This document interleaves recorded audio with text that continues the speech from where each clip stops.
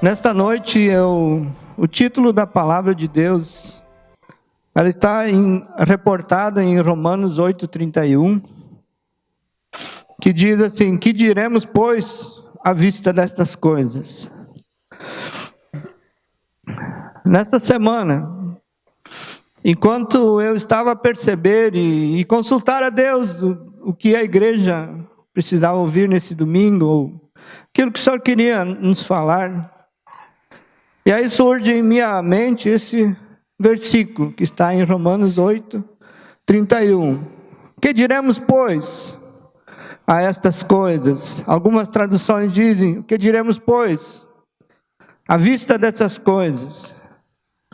E aí eu fui pensando sobre as coisas que estão sucedendo nos últimos dias, ou nas últimas semanas em nosso país. Talvez, como você talvez saiba também, eu não me recordo de termos vivenciado algo assim, uma eleição que tem tomado assunto em todos os lugares, na rua, na família, na igreja. Parece como um barco que vai balançando de um lado para o outro. Conforme a onda chega, manifesta daqui, devolve dali. Tá lindo.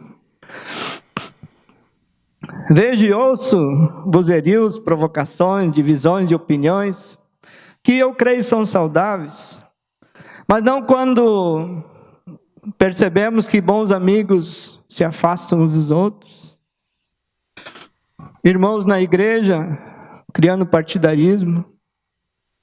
E como cristãos, é esse o plano de Deus para a igreja, para a nossa nação, para o mundo?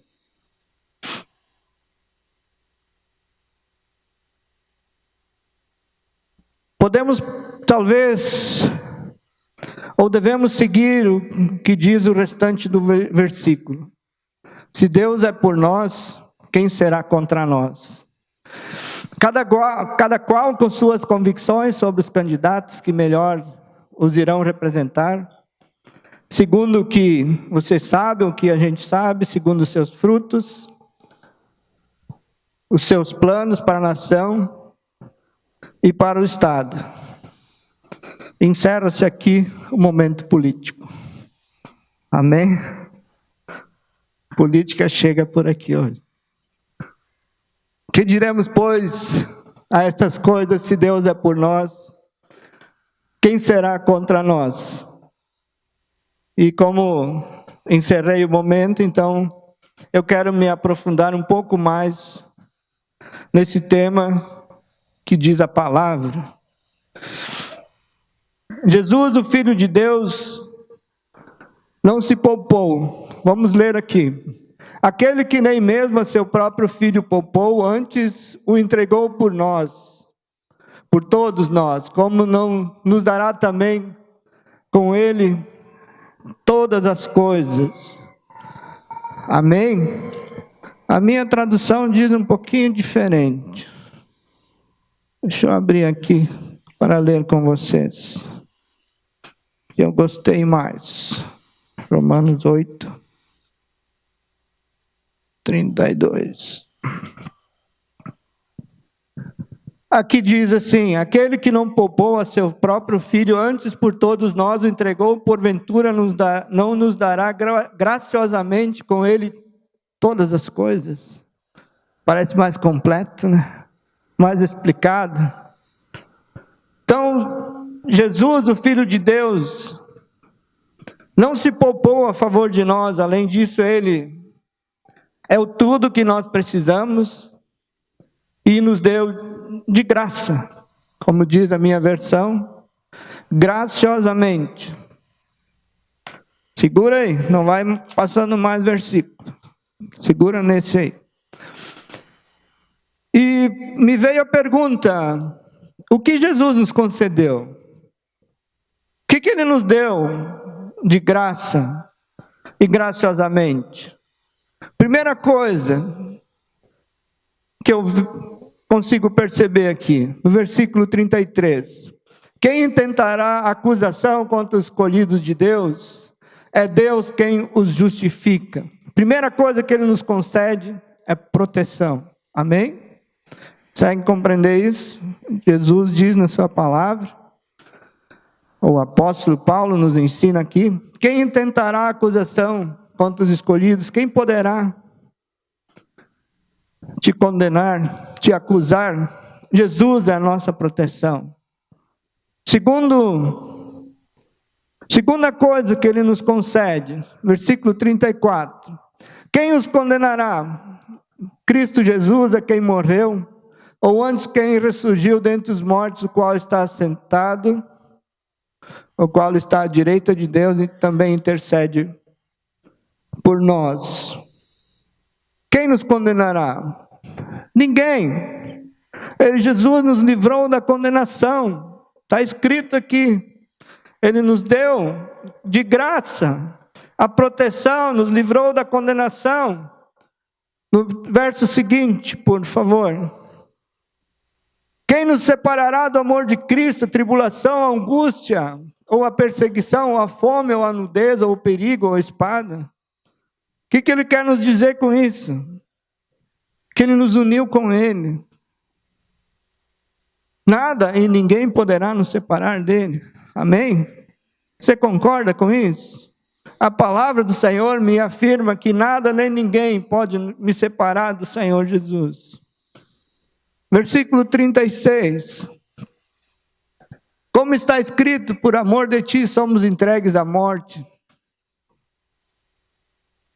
O dia todo fomos considerados como ovelhas para o matadouro. O que Ele nos está dizendo aqui? Que Ele nos concede a vida eterna.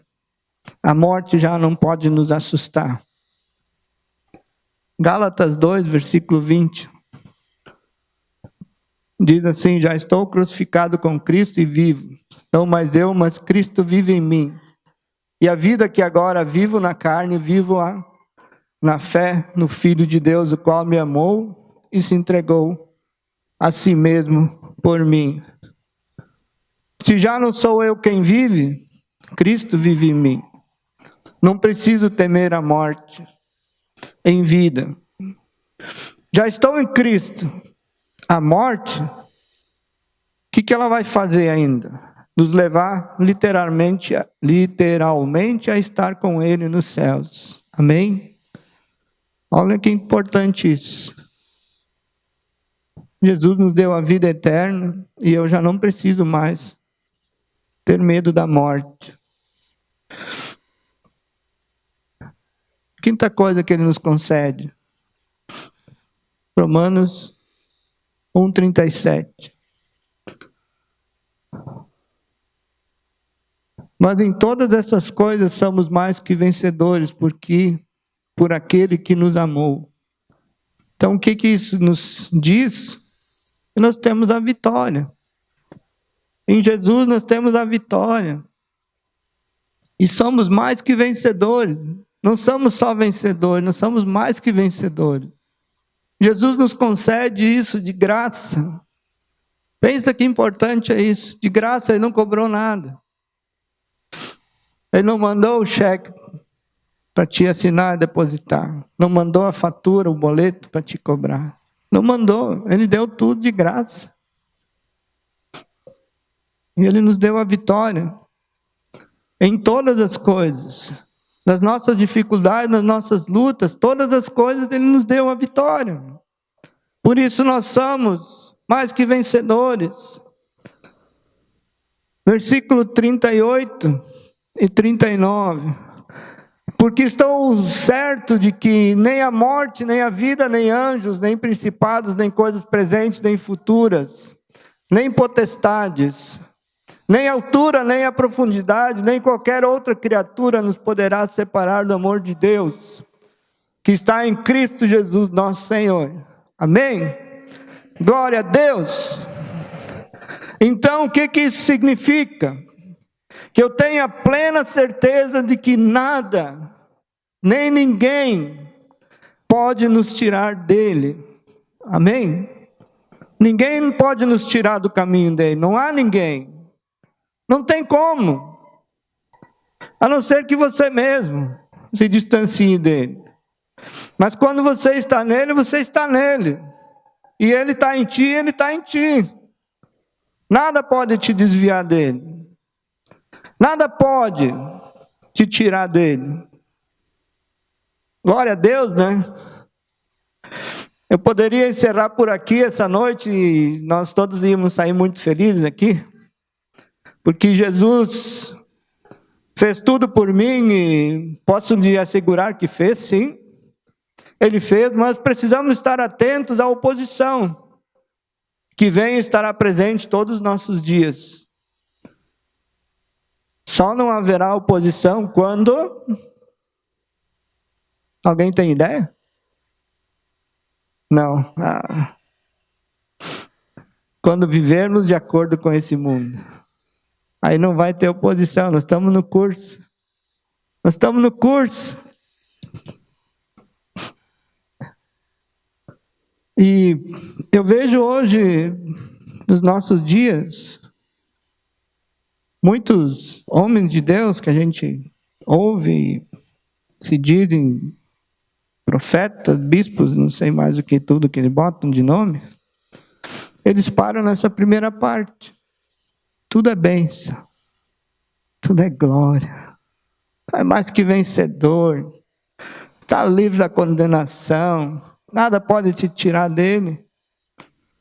Mas, e se vem as lutas? Ou será que alguém nunca passou por lutas aqui? Se vem oposição, e vem. Jesus teve oposição, ele nos avisou.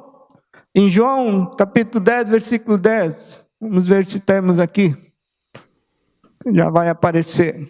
O ladrão não vem senão para roubar, matar e destruir, eu vim para que tenham vida e a tenham em abundância. Jesus nos está dizendo aqui que o ladrão, o diabo, está à volta, para destruir, roubar, matar, dividir, já falamos no início, né? Incitar divisões, partidarismo na igreja, dividir famílias, destruir tudo o que tem a ver com Jesus. Isso nos inclui. Mas lembremos o que eu falei há pouco e que está escrito nesses primeiros versículos de Romanos. Amém? Vocês estão comigo? Amém? Por que seria essa oposição? Por quê? Por que ocorre essa oposição? Porque Jesus subiu o padrão. Quando se diz subir o padrão, isso gera oposição. Pois o curso desse mundo tem um padrão de conduta, dos quais, entre outros, podemos citar egoísmo, imoralidade, orgulho, competitividade sem escrúpulos, pisa no próximo, chantageia, sufoca, e outros que a gente pode ler em Gálatas 5, 19 e 21, não sei se eu coloquei para eles aqui.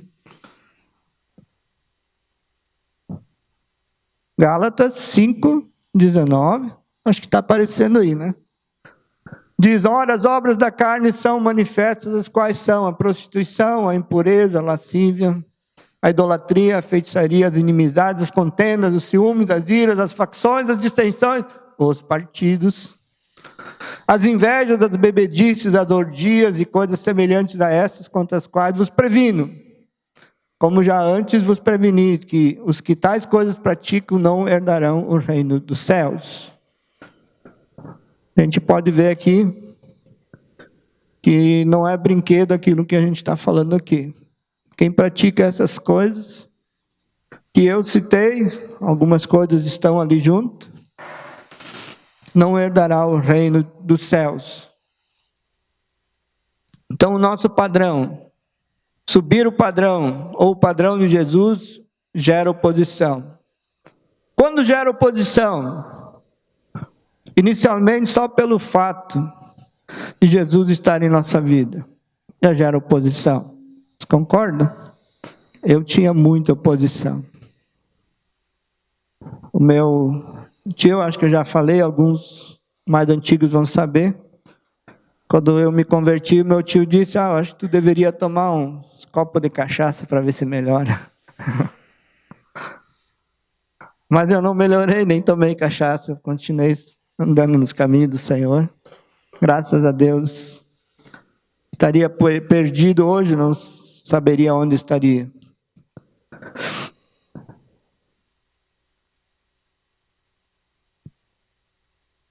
É a divisão. Jesus, quando ele vem na nossa vida, ele gera oposição. Ele é a divisão. Jesus faz a divisão entre luz e trevas. O curso desse mundo, trevas. Jesus, a luz. Amém? Jesus era extremamente sincero em tudo que fez e falou, a começar pelas boas novas. Se arrependam dos pecados. Não mais viver nos próprios conceitos e sim nos de Deus. Humildade, algo totalmente fora desse mundo. Eu separei versículos em Miqueias, capítulo 6, versículo 8. Ele te declarou, homem, o que é bom, o que o Senhor requer de ti. Tem uma coisa errada ali. Deixa eu ler aqui no meu.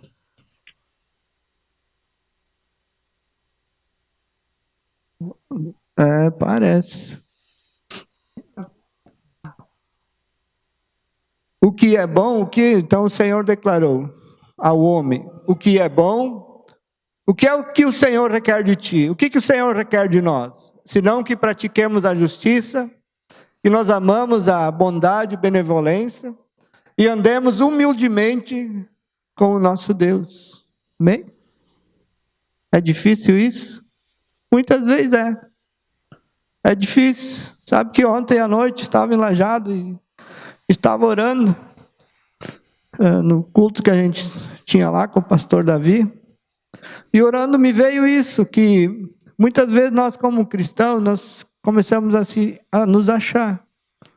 Agora eu sou salvo, o resto que se dane. E na verdade nós estávamos na mesma condição. Não podemos esquecer de onde que Jesus nos tirou. Ele nos tirou lá das trevas, da morte. Quem éramos nós? Nada. Jesus nos ensinou a humildade, a simplicidade. Zacarias, capítulo 8, Zacarias capítulo 8. Botaram o 15 ali. O 16 e o 17. Temos o 16 e o 17? Temos. Eis as coisas que deveis fazer. Falai a verdade cada um com seu próximo, executai juízo de verdade e de paz nas vossas portas. E nenhum de vós intente no seu coração o mal contra o seu próximo, nem ame o juramento falso, porque todas essas coisas o Senhor aborrece, ele diz. Amém? Nós estamos subindo o padrão ou não estamos? Qual é o padrão de Cristo? Falar a verdade, ser justo, ser correto. O que mais se fala é mal do próximo, né? Nós podíamos parar esse também, né? Falar bem do próximo. Ver as virtudes um do outro. Coisa legal. A gente poder perceber as virtudes do nosso irmão. Por que não? Quem sabe quando vierem falar mal contigo, não, eu conheço a pessoa, sei que tem os seus defeitos, como eu e tu temos, mas tem o caráter de Cristo, Cristo vive na vida dele. Amém? Jesus, mesmo sendo Deus, um outro exemplo de humildade, o próprio Jesus, mesmo sendo Deus, não usou essa condição. Está lá em Filipenses, capítulo 2, versículos 6 e 7. o qual, falando de Jesus, né? O qual, subsistindo em forma de Deus, não considerou o ser igual a Deus, coisa que se devia aferrar. Seguinte, mas esvaziou-se a si mesmo, tomando a forma de servo, tornando-se semelhante aos homens. Que exemplo de humildade que Jesus nos deu. Ele mesmo sendo Deus, ele se importou conosco. Ele se importou comigo e contigo. Ele disse, pensou, imagino eu, qual a solução para essa gente toda? Para nós, qual a solução? Jesus. O que ele fez? Você é a solução. Não tem outra. Não tem outra forma. O povo se corrompe. O povo se perde. Não tem referência. Não tem padrão de vida. Não tem padrão de comportamento. Jesus é o padrão. É um padrão bem alto. Mas vale a pena nós nos policiarmos e vivermos esse padrão. Obediência à palavra de Deus. O que está escrito é sem negociação. Às vezes as pessoas dizem, mas foi escrita por homens a palavra, mas a palavra de Deus é sem negociação. Amém? Por isso que ela é padrão superior. Ela sempre foi, sempre vai ser padrão superior. 2 Timóteo capítulo 3, versículo 16, nos diz, toda a escritura é divinamente inspirada e proveitosa para nos ensinar, para redarguir ou exortar, para corrigir, para instruir em justiça. Não é parte dela, gente?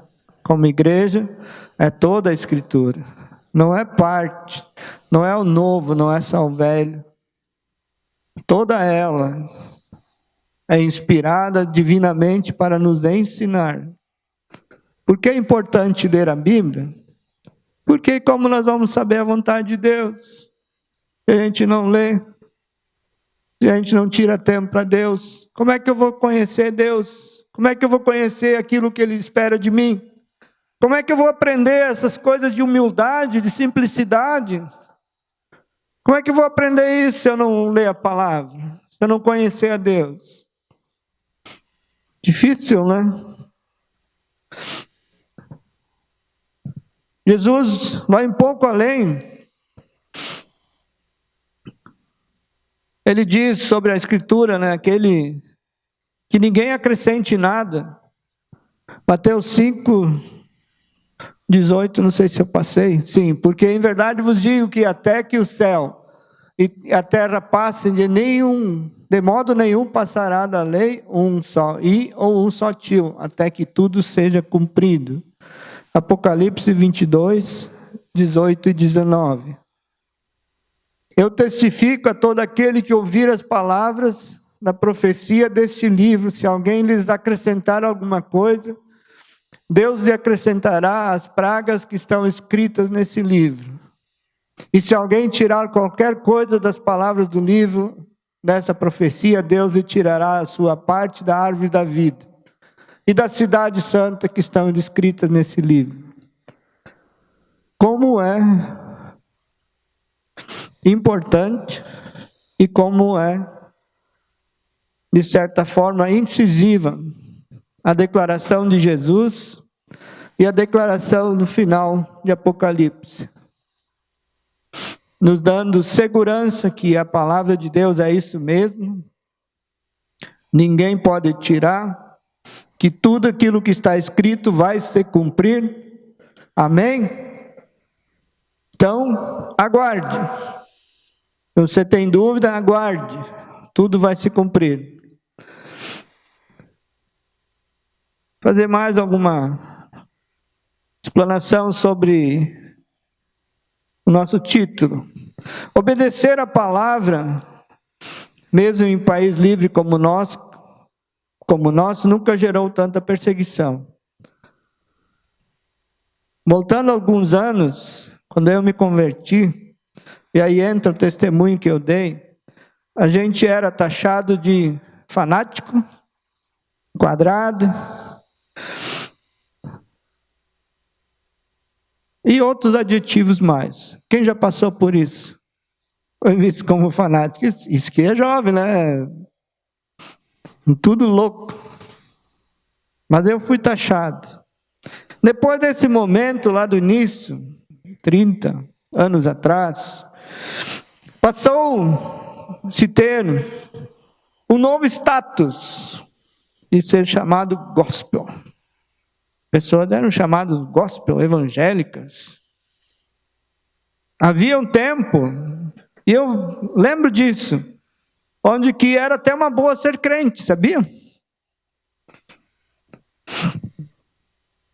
Quando o crente ia buscar um emprego, um exemplo, né?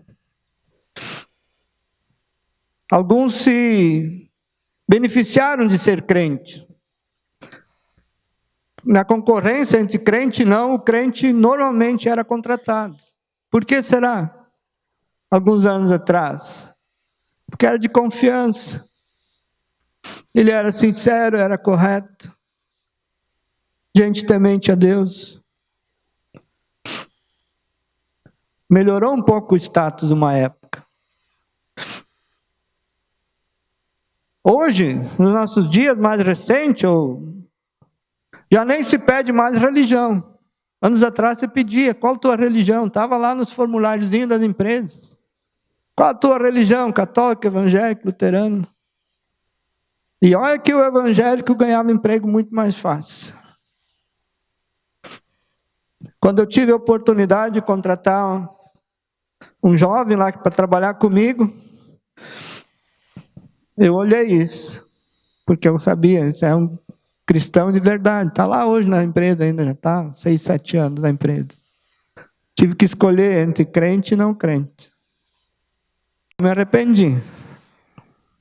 Homem sincero, fiel. Mas isso a gente já não percebe mais agora. Porque o que acontece? Primeira coisa que a empresa vai te pedir, ou vai olhar no SPC, no Serasa e no Fórum, para ver se não deve no mercado ou para a justiça. Não é assim? Quem já procurou um emprego desse tipo? Já ouvi falar.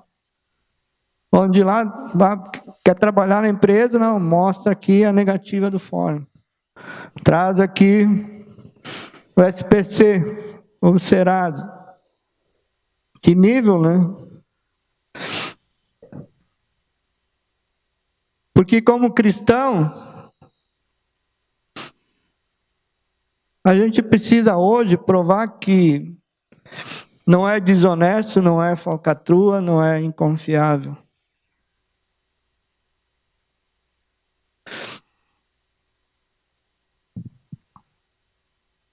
Pesa mais algo que o verdadeiro cristão, o cumpridor da palavra, tem mais algo. Pode ser um problema para o mercado hoje, porque pode ser taxado de homofóbico, fascista, racista. Estamos bem, né? De crente fanático, lunático, passamos para o crente respeitado, onde o crente, a gente via as pessoas realmente andavam no caminho do Senhor, eram de confiança, tinham um emprego no caixa lá na empresa, não, tem o evangélico. Eu ouvi meus patrões dizer, evangélico, esse eu posso confiar. Esse outro eu não sei. De outra religião, eu não dizia a religião. Mas hoje, nós podemos ver que ser cristão é ser homofóbico, fascista, racista. Ou seja, o que isso nos está levando à vista dessas coisas? Nós estamos à porta da maior perseguição da história. Consegue compreender isso? À vista dessas coisas, o que faremos? Seguir a Cristo naquilo que Ele nos concedeu. O que Ele nos concedeu? Proteção, livramento da condenação, da unidade com Ele, a vida eterna, a vitória, a plena certeza que nada nos pode tirar dele, ou seguimos o curso deste mundo, que nos leva à perdição eterna. O que podemos fazer para evitar a perseguição em nossa nação? Oh, já pensou? Já pensaram isso? O que a gente pode fazer? Não? Alguém pensou. É orar, orar e orar. Primeira coisa. Isso. E a segunda coisa qual seria? Nunca tinha me ocorrido, uns dias atrás, que me caiu a ficha. Evangelizar e evangelizar. Como a gente avança sobre o terreno do inimigo, fisicamente? Como? Evangelizando. Levando a palavra. Levando o verdadeiro. Orar, regiões celestiais. Proteção. Luta contra as trevas. Amém? Mas no nosso dia a dia, evangelizar, levar a palavra. Nosso padrão de vida. Nosso padrão elevado. Que padrão nós estamos vivendo hoje? Padrão do mundo ou padrão de Cristo?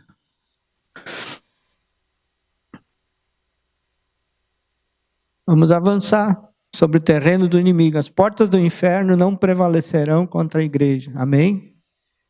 E como nós vamos derrubar as portas? Levando a palavra, ganhando terreno, ganhando a cidade, nosso bairro. Sou falho nisso também. Mas hoje eu vejo a igreja cada vez mais dentro dos prédios e muito menos na rua.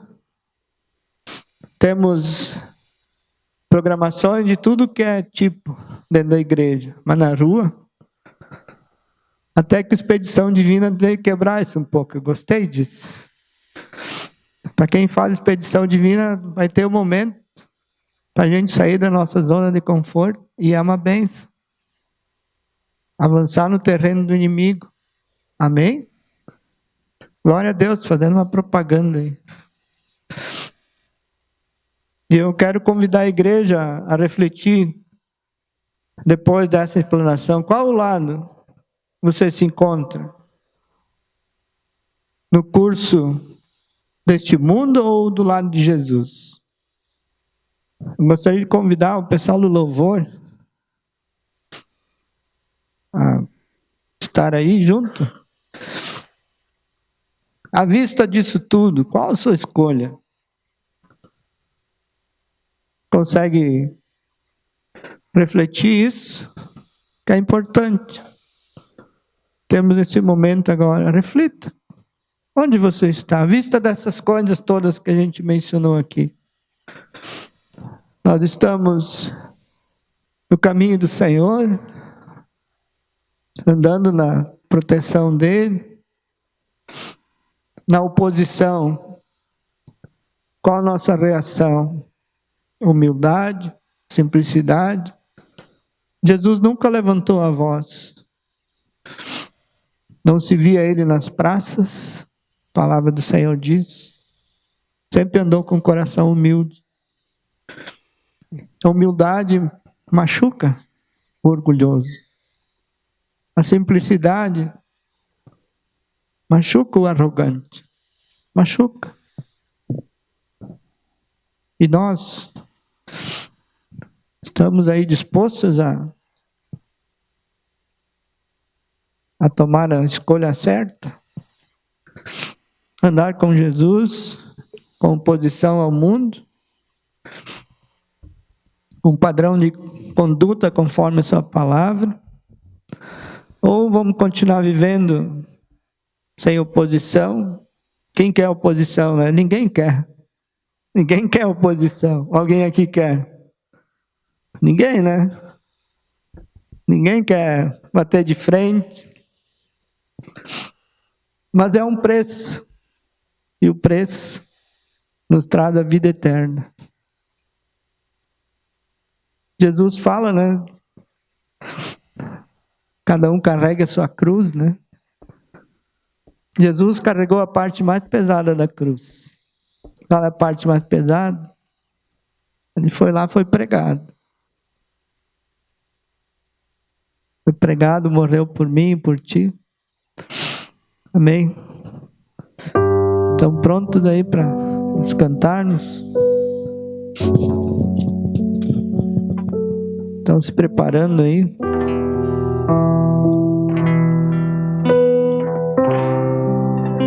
Eu vou lhe dizer qual a minha escolha. Minha escolha é Jesus. Mesmo que eu tenha que passar por oposição, e estou passando, e cada um de nós vai passar. Se andarmos no caminho do Senhor, nós vamos passar oposição. Ou, se nós não passarmos oposição, a nossa conduta não tem alguma coisa errada. É alguma coisa que nossa maneira de ser como crente, como cristão, segundo o padrão de Jesus. Andar na graça, humildade, simplicidade. Viver a vida digna do Evangelho. Amém? A palavra do Senhor diz: vivam a vida digna do Evangelho. Amar uns aos outros. Falar mal não precisa, tem muita gente para falar mal de nós e uns dos outros. Não precisamos dentro da igreja falando mal uns dos outros. Amém? Gostaria de colocar de pé.